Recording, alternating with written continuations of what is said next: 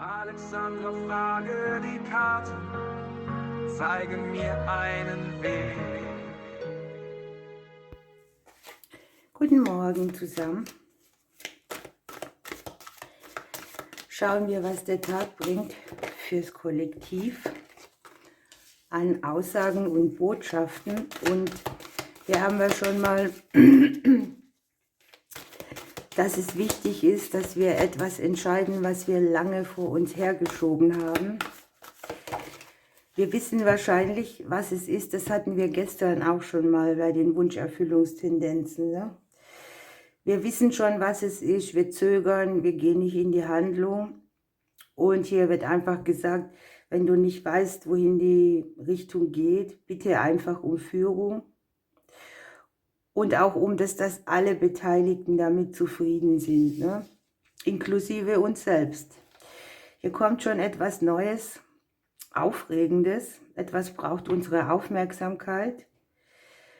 Auch hier ist wieder so dieses Gefühl der Unsicherheit. Und die Karte sagt, probier aus, sei kreativ. Hier ist alles vorhanden, was du mal ausprobieren möchtest.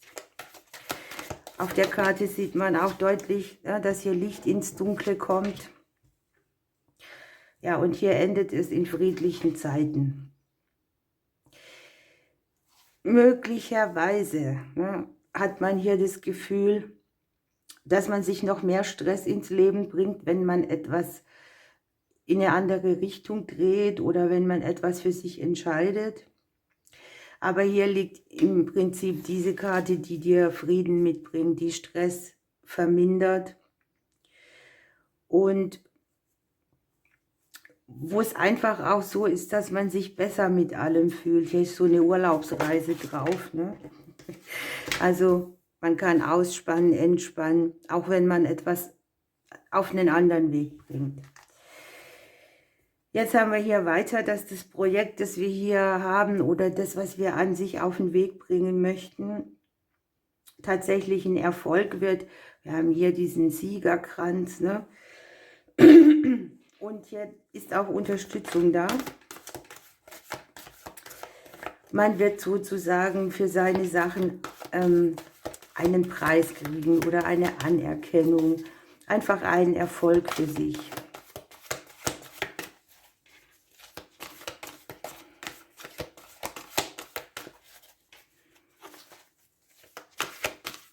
Der Kartenstapel ist so riesig, dass ich ihn fast nicht greifen kann.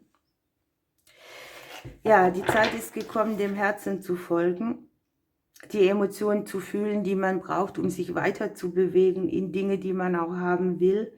Wir verharren alle oft in Zuständen, die lösbar wären, obwohl wir der Möglichkeiten viele haben. Und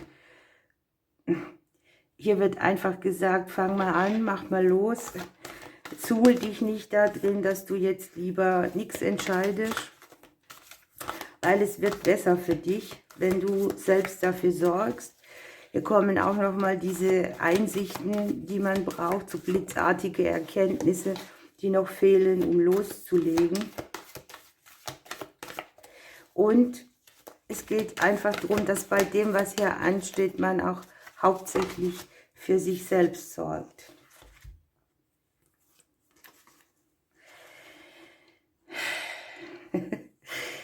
Es kann sein, dass es ein bisschen viel wird und das könnte der Grund sein, warum wir sagen, wir machen es lieber nicht. Ja? Aber das Endprodukt ist eben so, dass wir, wenn wir anfangen, am Ende Lasten reduzieren können. Es ist nur der Anfang, der hier ein bisschen...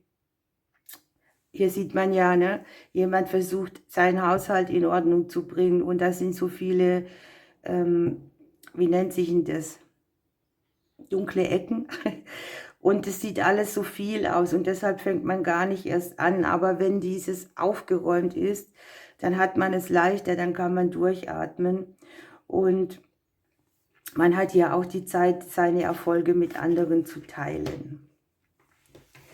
Okay.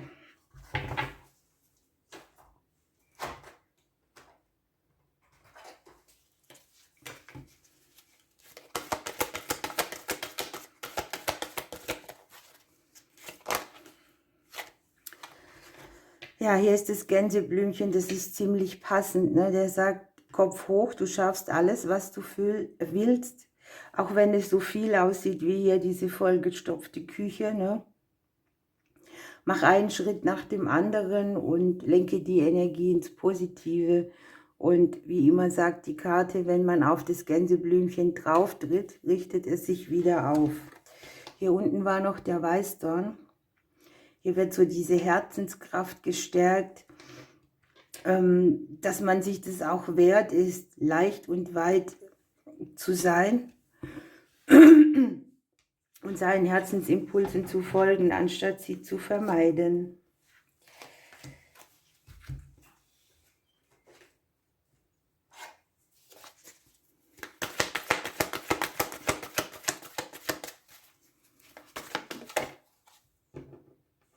Vergiss nicht zu lächeln, die Sonnenblume.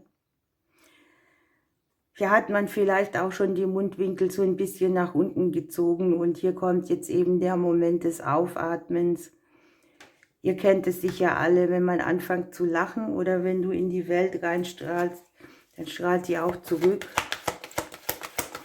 Lächeln ist ansteckend. Das merkt man auch, wenn das selber bei jemand, wenn selber das auf einen wirkt, also wenn jemand lächelt und wir empfangen es.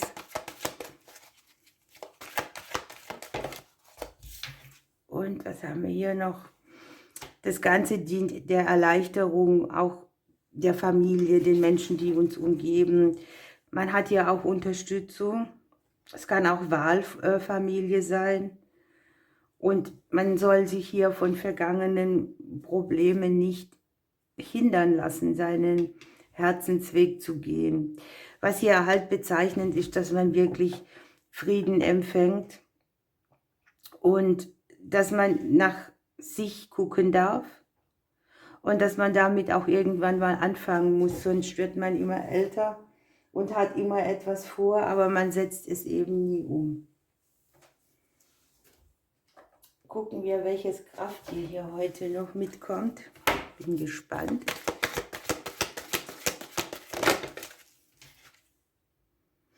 Ja, die Auferstehung, der Pelikan. Das passt auch so gut. Es beginnt ja eine neue Reise, ne? Man erhebt sich in die Lüfte, man steht wieder auf, anstatt etwas vor sich hinzuschieben und liegen zu bleiben. Wenn der Pelikan hier kommt, bringt ja auch die Energie, die wir dazu benötigen. Man wagt einen Schritt auch, sich irgendwo unabhängig und selbstständig zu machen. Und man wird irgendwo auch vom Lernenden zum Lehrenden. Also was man hier anstrebt, zeigt man auch den anderen mit. Hier geht es wirklich um einen neuen Abschnitt im Leben.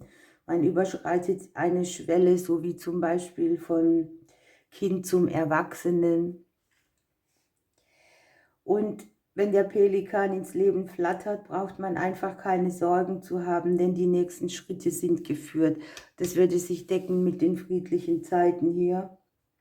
Man wird genährt und wiedererweckt und steht auf, das Herz öffnet sich, das Alte fließt hinaus und man hat neue Energie. Die Sonnenblume strahlt einem wieder ein Lächeln ins Gesicht und das Wiederaufstehen haben wir hier ja auch bei dem Gänseblümchen, ne? Man kriegt Führung, Neues wartet auf einen und man darf sich bereit machen. Man darf sich tragen lassen in den ersten Schritt für eine wundervolle Erfahrung. So lassen wir das Ganze stehen, ihr Lieben. Ich wünsche euch einen schönen Tag. Ich drücke euch bis morgen.